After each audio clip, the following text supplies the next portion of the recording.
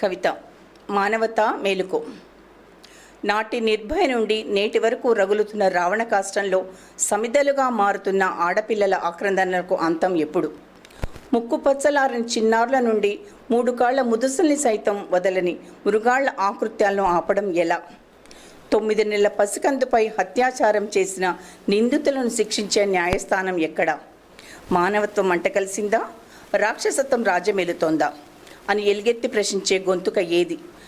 సమాజ నిర్మాణంలో భాగస్వాములు కావాల్సిన యువత పెడదారి పట్టడానికి కారణం ఎవరు? ఇందులో తప్పెవరిది? డ్రగ్స్ మాఫియాని పెంచి పోషిస్తున్న ముఠాను అరికట్టలేని ప్రభుత్వానిదా? ఆడపిల్లలకు రక్షణ కల్పించలేని సమాజానిదా? దోషులను శిక్షించలేని న్యాయస్థానానిదా? నిందితులను నివారించలేని పోలీసు వ్యవస్థదా? లేక ఆడపిల్లలను కన్నా తల్లిదండ్రులదా? జవాబు దొరకని ఈ ప్రశ్నలన్నింటికి సమాధానం ఎవరు చెప్పాలి?